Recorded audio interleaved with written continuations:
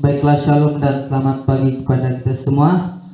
Sebelum kita mulakan kebaktian kita pada pagi ini, saya akan membawa kita dalam doa pembukaan.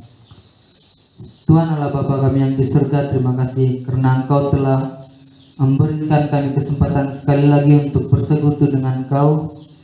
Pimpinlah Tuhan semua pelayan Tuhan yang akan bertugas pada pagi ini, baik pemimpin pujian, pemain musik, dan begitu juga yang akan pengkhotbah yang akan menyampaikan firman-Mu pada pagi ini.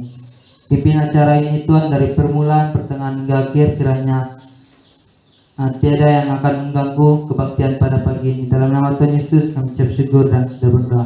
Amin. Shalom dan selamat pagi semua. Sebelum memulai kebaktian kita pada pagi ini, mari kita membuka Alkitab yang terdapat di dalam Yohanes 3 ayat 6 hingga 17. Karena begitu besar kasih Allah akan dunia ini, sehingga Ia telah mengaruniakan anaknya yang tunggal, supaya setiap orang yang percaya kepadanya tidak binasa, melainkan beroleh hidup yang kekal. Sebab Allah mengutus anaknya ke dalam dunia bukan untuk menghakimi dunia, melainkan untuk menyelamatkan oleh Dia. Mari kita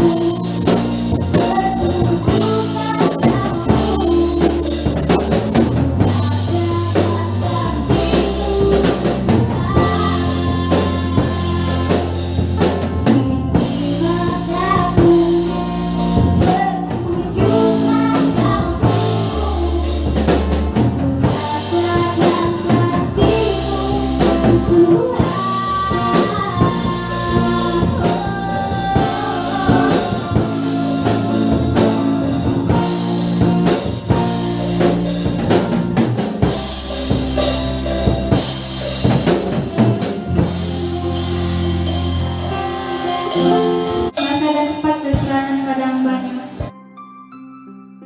Selamat pagi saudara-saudara yang seiman, sekali lagi kita bertemu di dalam kebaktian ini. Dan kali ini saya menyampaikan firman Tuhan, yaitu cabaran di tengah badai. Cabaran di tengah badai saya ambil daripada 1 Samuel pasal 13 ayat 7 hingga yang ke-9. 1 Samuel pasal yang ke-13 ayat 7 hingga yang ke-9. Kalau sudah mendapat dalam 1 Samuel pasal yang ke-13 ayat 7 hingga yang ke-9, saya akan membaca di sini dan Anda boleh ikut dengan saya.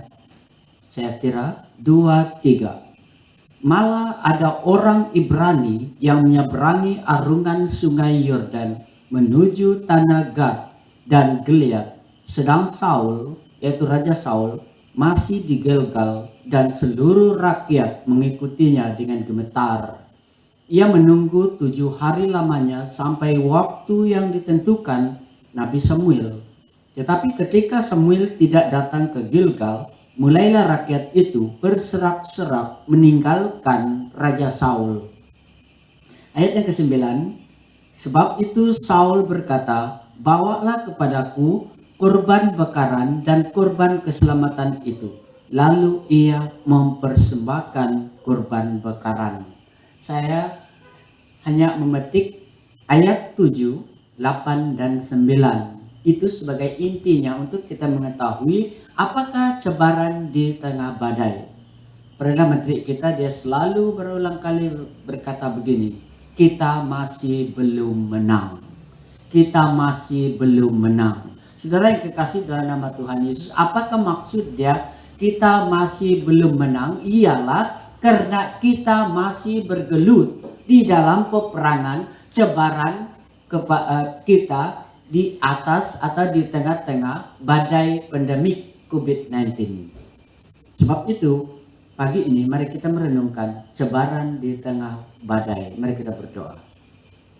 Bapa Surgawi yang kami kenal dalam nama Tuhan Yesus, kami sangat bersyukur Bapa, kalau pagi ini kami dapat membaca firman Tuhan yang kami akan renungkan betapa besarnya badai yang ditempuh oleh umatmu Israel bersama dengan pimpinan, yaitu di bawah pimpinan Raja Saul. Mereka tercabar oleh suatu yang adalah sukar, tetapi pasti bahwa mereka akan menang di atas cabaran itu.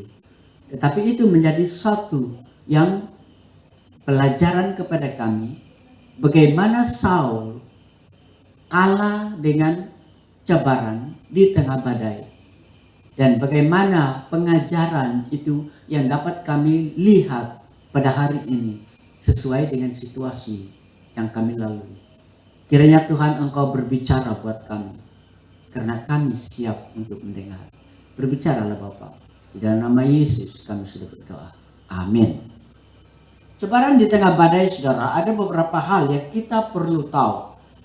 Yang pertama ialah kita perlu tahu, yaitu Saul, Raja Saul jatuh di tengah badai. Apa sebabnya dia jatuh? Yang kedua, cabaran masa kini yang kita lalui, yaitu pandemik 19, pandemik COVID-19, itu adalah suatu cabaran bagi kita. Sama seperti yang kita dapat baca bagaimana Saul menghadapi cabaran di tengah badai. Begitu juga cabaran kita pada hari ini. Yang ketiga, bagaimana kita menang atas cabaran ini. Cabaran atas pandemik sebagai badai yang kita harus tempuh, yaitu kita harus mengutamakan kerajaan Allah. Mari kita lihat satu persatu, saudara.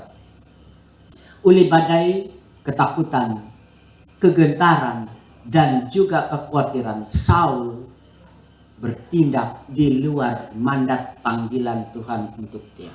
Kenapa saya kata bahwa Saul jatuh di dalam badai, di tengah-tengah badai cabaran itu? Karena dia bertindak di luar mandat Allah atau panggilan Allah untuk dia. Karena begini, menurut hukum, seorang raja dia hanya berkuasa sebagai pemimpin.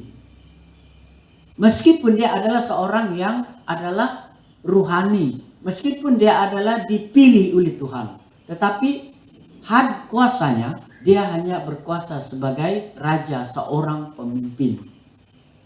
Tetapi untuk mempersembahkan korban, persembahan kepada Allah, itu adalah kuasa imam dan nabi. Jadi Samuel mempunyai peranan yang adalah lebih kaya dibandingkan dengan Raja Saul. Yaitu Samuel terpanggil sebagai nabi. Dia layak untuk mempersembahkan korban. Samuel terpanggil adalah sebagai imam. Kenapa? Sebab dia imam menggantikan imam besar, yaitu Imam Eli. Dan yang ketiga, dia sebagai hakim. Karena sebelum ada Raja Israel, mereka dipimpin oleh seorang hakim yang ditunjuk oleh Tuhan. Jadi Samuel yang harus mempersembahkan korban. Tetapi pada waktu itu, Saul di tengah badai. Dia dicabar oleh badai. Badai ketakutan, badai kegentaran, dan badai kekhawatiran. Itu yang dihadapi oleh Saul. Situasi yang dia hadapi.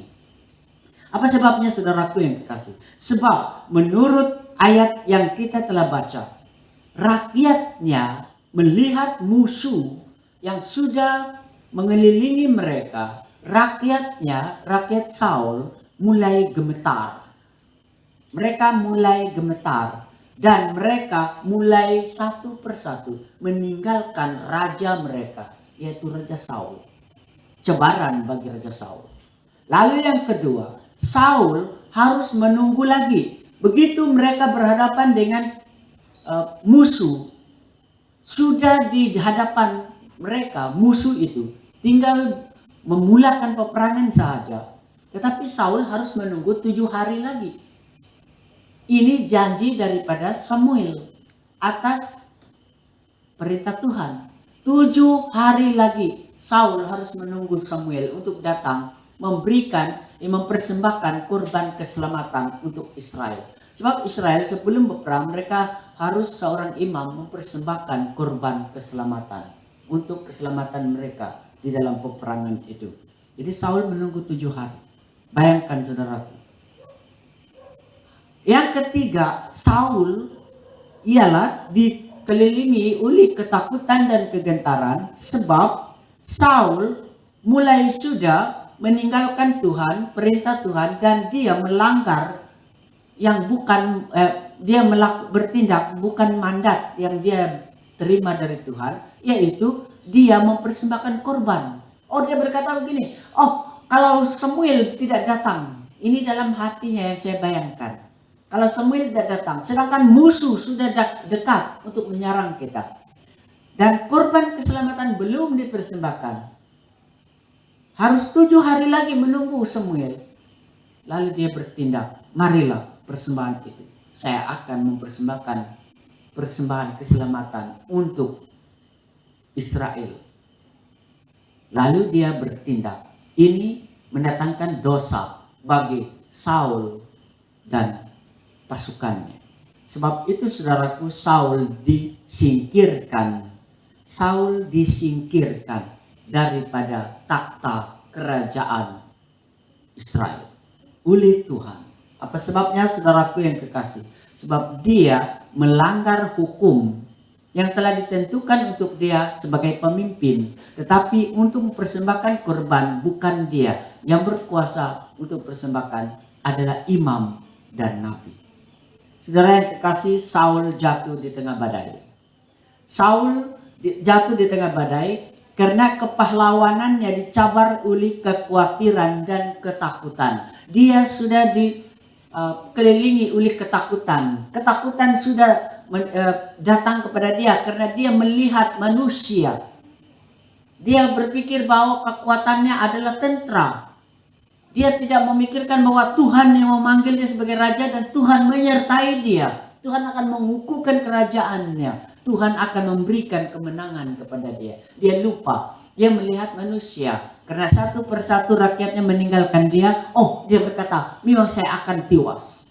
Dia melihat manusia, bukan melihat kepada Tuhan, saudara.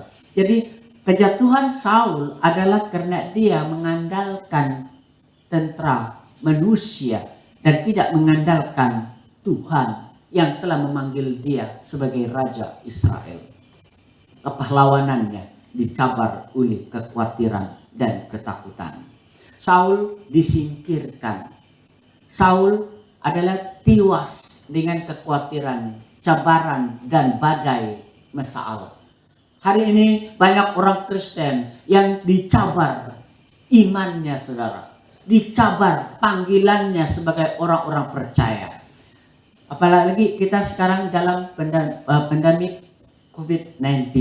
Kita dicabar. Di mana iman kita kepada Tuhan. Di mana kepercayaan kita kepada Tuhan. Dan banyak orang mulai memikirkan. Terutama dalam segi ekonomi. Terutama di dalam segi pekerjaan. Perhubungan dengan keluarga. Dan sebagainya. Banyak orang Kristen mulai tercabar. Dan dicabar. Dan dikuasai oleh kekhawatiran. Dikuasai oleh ketakutan. Ingat saudaraku. Iblis tidak dapat dikalahkan karena jumlah kita yang banyak. Tetapi iblis dikalahkan apabila kita mengandalkan Tuhan. Saul tidak mengandalkan. Itu sebabnya Saul jatuh di tengah badai. Saudara yang kekasih dalam nama Tuhan. Cebaran masa kini kita harus perhatikan. Dengan kekuatan manusia tidak mungkin kita dapat mengalahkannya. Dengan suatu kekuatan manusia tidak mungkin kita dapat menewaskan pandemik COVID-19. Kita tidak bisa menang karena kita mengandalkan manusia kita. Tetapi apabila kita mengandalkan Tuhan, saudaraku yang kekasih, Tuhan yang akan berperang bagi kita. Yesus mengajar orang percaya bahwa kekhawatiran bukan penyelesaian. Yesus mengajar di dalam Matius pasal 6 ayat yang ke-25 hingga 34. Yesus mengajar bahwa kekhawatiran bukan penyelesaian. Kekhawatiran tidak akan membuat Anda menang.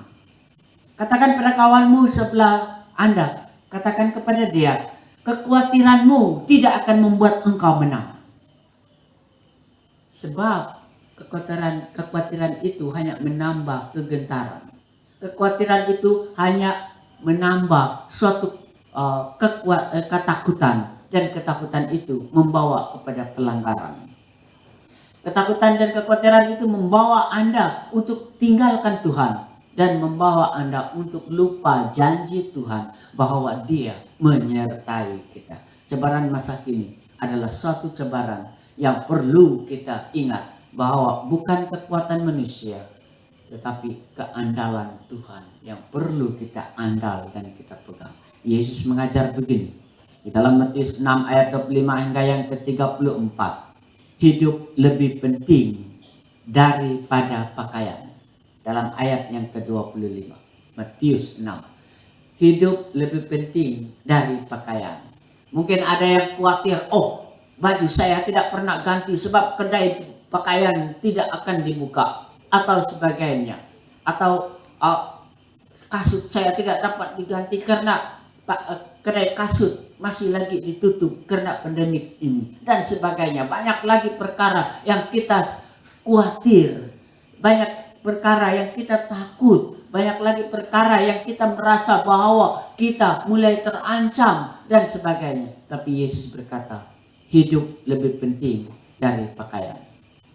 Hidup lebih penting daripada apa yang kita lihat, kepentingan duniawi. Hidup itu adalah sangat diutamakan, saudara yang kekasih. Kekhawatiran, kata Yesus dalam ayat 27 Matius 6. Kekhawatiran tidak dapat menambah jalan hidup kita. Ingat saudaraku yang kekasih, orang yang khawatir itu bukan menambah jalan hidupnya, tetapi mengurang jalan hidupnya. Banyak dokter yang menyatakan begini, penyakit utama di Malaysia khususnya, penyakit yang Anda tidak pikir itu adalah suatu masalah penyakit, ialah penyakit murung. Selain daripada itu, Anda juga akan dapat melihat bahwa di Malaysia juga banyak penyakit ulu hati. Tetapi bukan semua penyakit ulu hati dan murung itu pula satu case yang boleh kita kategorikan sebagai orang yang takut. Bukan. Tetapi biasanya orang yang khawatir akan boleh menghasilkan kemurungan di dalam hidupnya. Orang yang khawatir, orang dalam ketakutan boleh menjadi murung. Tapi bukan semua orang yang ada simptom murung pula semuanya adalah dari kekhawatiran. Tetapi rata-rata seperti itu. Karena kekhawatiran masa depan, karena kekhawatiran dengan pekerjaan atau sebagainya, maka dia mulai murung. Mulai di dalam kemurungannya membawa kepada suatu ketakutan. Dan di dalam hal itu Anda bukan menambah jalan hidup, tetapi mengurang jalan hidup. Apa sebabnya, saudaraku yang kekasih? Sebab tiada penyakit jadi ada penyakit. Karena dari ketakutan dan kekhawatiran membawa Anda kepada suatu penyakit, yaitu boleh menghiris jantung, boleh membuat jantung itu akan menjadi cedera. Karena Anda terlalu layan dengan kekhawatiran dan ketakutan. Saya bukan seorang dokter, tetapi ini rata-rata orang banyak menyatakan seperti ini. Saya setuju, saya percaya. Sebab semua kekhawatiran dan ketakutan itu membuat jantung kita akan gemetar. Di dalam kita membiarkan ketakutan dan kegentaran itu membuat gemetar jantung kita, maka bukan menambah hidup Anda. Jalan hidup Anda tidak akan ditambah karena Anda khawatir. Malahan dikurangkan. Kenapa? Sebab diancam oleh suatu penyakit yang kita tidak sadar daripada kekhawatiran kita. Jadi kekhawatiran tidak ada hasilnya, saudara. Ketakutan itu tidak ada hasilnya. Itu bukan suatu formula yang baik untuk menyelesaikan suatu perkara. Dan itu bukan suatu formula yang baik untuk kita mengalahkan badai yang kita hadapi ini. Tetapi formula yang terbaik ialah utamakan kerajaan Allah. Yesus berkata di dalam Matius pasal yang ke-6 ayat 33, carilah kerajaan Allah dan kebenarannya. Carilah dahulu kerajaan Allah dan kebenarannya, dan semuanya akan ditambahkan kepadamu. Tuhan tahu apa yang kurang pada Anda. Tuhan tahu apa yang Anda perlukan. Sebab itu, saudaraku yang kekasih, Tuhan kalau Dia tahu perkara yang harus kita terima, perkara yang masih kurang pada kita, dan itu adalah perlu, Tuhan akan menambah dan Dia akan memberi kepada kita. Jadi kekhawatiran bukan penyelesaian, tetapi kita harus menyelesaikan di saat kita berhadapan dengan badai masalah. Utamakan kerajaan Allah. Saat kita dalam situasi menghadapi pandemi COVID-19 ini, hadapi bukan dengan kekhawatiran, tetapi hadapi dengan mengutamakan Tuhan di dalam hidup kita. Carilah kerajaan Allah dan kebenarannya. Siapakah kerajaan itu? Kerajaan itu adalah Yesus. Siapakah kebenaran itu? Kebenaran itu adalah Yesus. Kita perlu cari Yesus. Di tengah-tengah pandemik ini kita cari Yesus. Di tengah-tengah badai ini kita harus mengutamakan Yesus. Yesus dapat memberikan hidup kepada kita. Hidup yang kekal. Hidup dari sekarang sampai selama-lamanya. Yesus berkuasa untuk memberi hidup. Sebab itu utamakan Dia. Dan bukan saja hidup untuk kekal selama-lamanya di surga, tetapi juga Yesus memperhatikan segala keperluan kita. Dia berkata di sini dalam firman Tuhan, semuanya ditambahkan kepadamu. Berarti Kebajikan kita sekalipun dia tidak pernah meninggalkannya. Dia tidak pernah membiarkannya.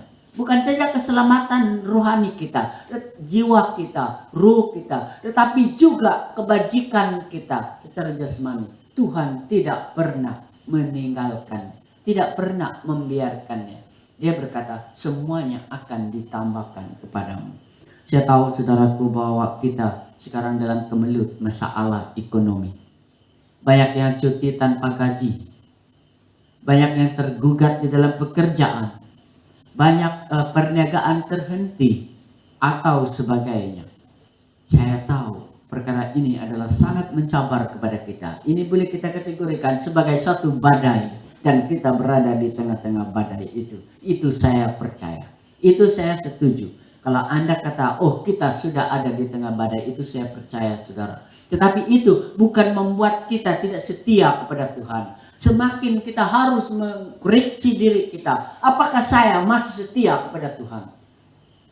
Apakah saya setia bersekutu dengan Tuhan? Apakah saya setia lagi mencari kebenaran Yesus? Apakah lagi saya setia bersekutu dengan Tuhan Yesus? Apakah lagi saya setia memberi persepuluhan? Banyak orang terancam dalam ekonominya. Lalu berkata, saya cuti memberi persepuluhan. Sebab memang tepat. Secara logik manusia, ya karena ini masalah ekonomi diancam oleh pandemik ini. Tetapi bukan ini alasan untuk kita setia kepada Tuhan. Kalau Anda berkata, saya tetap setia dan mengutamakan kerajaan Allah dan Yesus, kita teruskan kesetiaan kita. Kita bukan memberi persepuluhan karena kita di saat kaya. Tetapi sesungguhnya di saat kita setia kepada Tuhan, apa yang harus kita beri kepada Dia. Sebab itu, utamakan kerajaan Allah. Kerajaan itu Yesus. Kebenaran itu Yesus. Kita harus utamakan Dia dari segala-galanya. Jangan takut. Janji Tuhan, apabila kita mengutamakan Dia, semuanya akan ditambahkan kepadamu. Tuhan tahu kalau Anda tidak ada pakaian. Tuhan tahu kalau Anda kekurangan makanan. Tuhan tahu kalau Anda tidak ada air. Tuhan tahu kalau Anda sakit. Dan Tuhan tahu kekuranganmu. Karena semuanya ditambahkan kepadamu. Saudara yang kekasih, sebentar tadi kami habis membagikan makanan dan masih lagi banyak orang belum mendapat bantuan kerajaan. Tetapi saya memberikan menenangkan kepada jemaat yang tidak mendapat. Sebab jemaat kita yang paling banyak tidak dapat bantuan, saya tahu. Dan lalu saya kata begini, tunggulah. Kalau ada lagi, saya tidak mau berjanji. Kalau ada lagi, tidak juga kerajaan berjanji bahwa ada lagi diberi. Tapi saya berkata pada jemaat yang saya layani, kamu yang belum mendapatnya, tunggulah dulu. Kalau ada lagi, saya tidak mau berjanji. Tetapi tiba-tiba ada orang yang menelepon, menghubungi saya. Dia bertanya, adakah jemaatmu yang masih perlu makanan?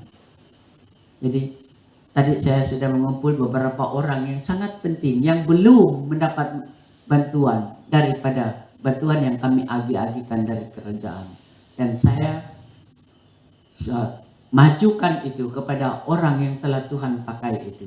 Jadi saudaraku yang kekasih, ingat bahwa Tuhan ada saja caranya untuk memperhatikan kita.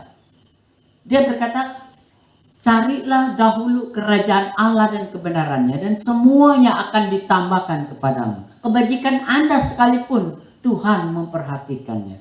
Sebab itu saudaraku, mari kita kuncinya utamakan kerajaan Allah, yaitu Yesus. Orang percaya tidak dijanjikan untuk terkecuali daripada pandemik. Kita tidak ada janji Tuhan, oh kamu tidak akan hidup di tengah-tengah badai. Tidak ada. Tidak ada. Kita tidak terkecuali dari badai masalah. Tetapi Tuhan menjanjikan penyertaan kepada kita. Meskipun kita di tengah badai, tetapi Tuhan ada di sana. Dia menyertai kita. Dia menjanjikan perhatian kepada keperluan kita. Ini ada. Ini janji Tuhan untuk kita. Sebab itu saudaraku yang kekasih, di tengah tengah badai pandemik COVID-19 ini, orang percaya dicabar untuk mencari kerajaan Allah, mengutamakan Yesus, mengutamakan kebenarannya, mengutamakan firman-Nya, perintahnya, berpersekutuan dengan Dia, utamakan. Dan sebab itu saudaraku yang kekasih, apabila kita mengutamakan kunci ini, yaitu Yesus, persekutuan dengan Dia, berlindung kepada Dia, percaya penuh kepada Dia, dan bertindak atas kebenaran firman-Nya, saudaraku yang kekasih, semuanya akan ditambahkan kepada. Sebab hanya Yesus yang dapat memberikan hidup, dan hanya Yesus yang memperhatikan keperluan kita. Ingat saudaraku yang kekasih, hanya Yesus berkuasa memberi hidup, dan hanya Yesus berkuasa untuk memberikan kecukupan kepada kita. Mari kita berdiri dan kita berdoa. Saudaraku yang kekasih, kita naikkan doa benar-benar di hadapan Tuhan. Bapa di surga, kami datang kepadamu Tuhan, baik yang ada di ruang ini maupun di rumah masing-masing. Kami akui Tuhan, bahwa di tengah-tengah pandemik ini, sebagai satu badai yang menimpa kepada kami, bahkan kami ada sudah di tengah-tengahnya, kami terancam. Kami mulai hidup dalam kekhawatiran, itu kami tidak nafikan. Kami mulai ketakutan. Di dalam kekhawatiran dan ketakutan itu, yang pernah menjatuhkan orang yang kau panggil menjadi pemimpin Israel, yaitu Raja Saul, dia jatuh, tiwas karena kekhawatiran. Saat ini mengajar kami Tuhan, bahkan Engkau sendiri Tuhan Yesus mengingatkan di dalam Matius pasal 6 ayat 25 hingga yang ke-34, bahwa kekhawatiran bukan penyelesaian, tetapi menambah masalah. Sebab itu saudaraku, mari kita katakan kepada Yesus pagi ini, saya serahkan hidup saya kepada Dia. Katakan kepada Yesus, Engkau saja yang berkuasa memberi hidup. Tuhan, kami akui, hanya Engkau sumber hidup kami, sumber segala keperluan kami. Kami serahkan. Kuatkan kami untuk mengandalkan Engkau. Kuatkan dan teguhkan kami untuk setia mengutamakan Engkau. Karena ini kuncinya kami mendapat janji. Terima kasih Bapa di surga. Tuhan memberkati Anda dan saya karena kita mengutamakan kerajaan-Nya. Terima kasih Tuhan. Di dalam nama Tuhan Yesus kami bersyukur dan kami sambut firman. Mari yang percaya katakan amin. Tuhan berkati. Mari menyanyikan firman Tuhan dan kami persembahkan dijalankan. Mari kita menyembah Tuhan dengan lagu dan pernah menyerah.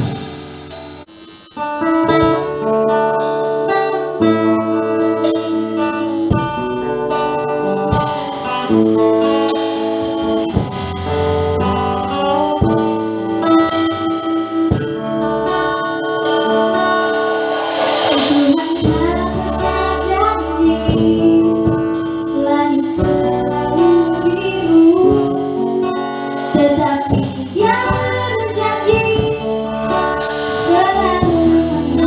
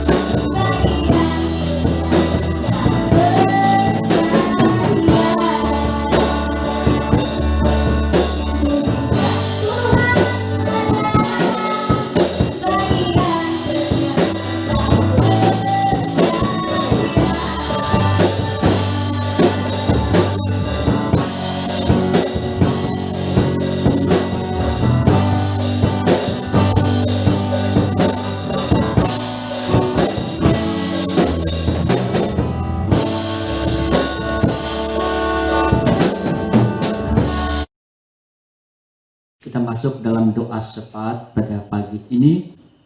Mari kita berdoa supaya Tuhan putuskan rantaian COVID-19 ini.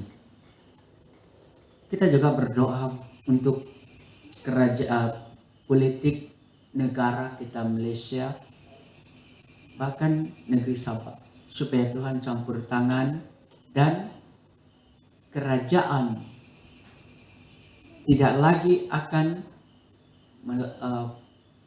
menurut apa yang secara manusia, tetapi menurut apa yang Tuhan telah tunjukkan kepada mereka. Kita doakan kerajaan pusat dan kerajaan negeri. Kita mau berdoa juga untuk semua jemaat kita yang terjejas, supaya Tuhan akan berkati, dan supaya Tuhan memberkati orang yang selalu sedang memperhatikan untuk keperluan jemaat kita, khususnya Gereja Baptis Tawayari.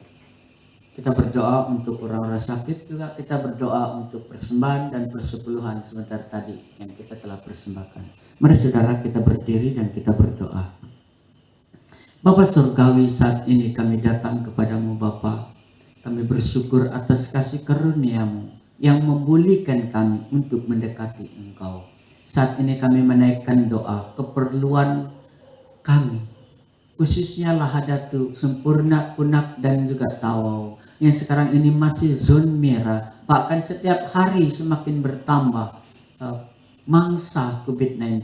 Kami berdoa kiranya Tuhan campur tangan, kiranya Engkau menghentikan, putuskan rantaian COVID-19.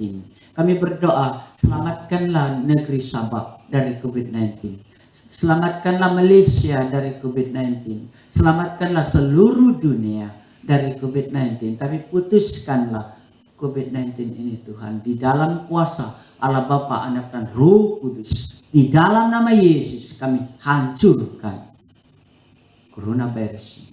Dan kiranya namamu dimasukkan di seluruh dunia dan namamu dimuliakan. Kami mau berdoa pada saat ini Tuhan Yesus untuk negara, pemimpin-pemimpin negara, bahkan negeri Sabah. Kiranya Tuhan campur tangan supaya keadaan politik di negara Malaysia akan stabil dan akan menumpukan suatu yang telah Tuhan tunjukkan untuk kebaikan semua umat Tuhan, semua rakyat di seluruh Malaysia. Dan kiranya namamu tinggal di negara ini dan namamu dipermuliakan. Kami mau berdoa Bapa di surga untuk semua jemaat yang kami layani yang terjejas ekonomi, karena Tuhan terus memberkati mereka. Perhatikan pekerjaan mereka, perhatikan segala kekurangan dan segala keperluan mereka, dan biar Tuhan Engkau mencukupkan dan kuatkan mereka untuk mengandalkan Tuhan, karena sumbernya adalah daripada Engkau. Kami mau berdoa untuk orang yang sedang memperhatikan keperluan jemaat Gereja Baptis Tawayari yang telah Tuhan utus untuk memperhatikannya. Tuhan berkati dia, berkati pekerjaan dan usahanya, kehidupan rohani dan jasmaninya, dan kiranya nama Tuhan dipermuliakan. Kami berdoa kalau ada di antara kami, baik di ruang ini maupun di rumah masing-masing, yang sedang mengalami penyakit, apapun penyakit yang mereka alami, saat ini dalam nama Yesus kami sembuhkan, kami pulihkan dia di dalam kuasa Allah Bapa, Anak, dan Roh Kudus, di dalam nama Yesus. Kami bersyukur atas kecukupan yang Engkau selalu beri buat kami. Dan sebentar tadi kami telah memberi persembahan persepuluhan, karena Tuhan berkenan menerimanya untuk menyokong pekerjaan Tuhan, memperbesarkan berita Injil-Mu. Yang berdoa, berkatilah setiap tangan yang telah memberi persembahan persepuluhan ini, supaya mereka juga akan terus mengucap syukur kepada Tuhan. Kalau ada kekurangan, ada yang dalam kekurangan, Tuhan berkati dengan kecukupan, supaya mereka juga terlibat menyokong pekerjaan Tuhan. Terima kasih Bapa di surga. Kami tahu bahwa Tuhan ada rencana yang indah untuk kami, setiap orang. Kiranya Tuhan terus memberkati kami. Di dalam nama Tuhan Yesus kami mengucap syukur dan kami sudah berdoa. Mari yang percaya katakan amin. Tuhan berkati.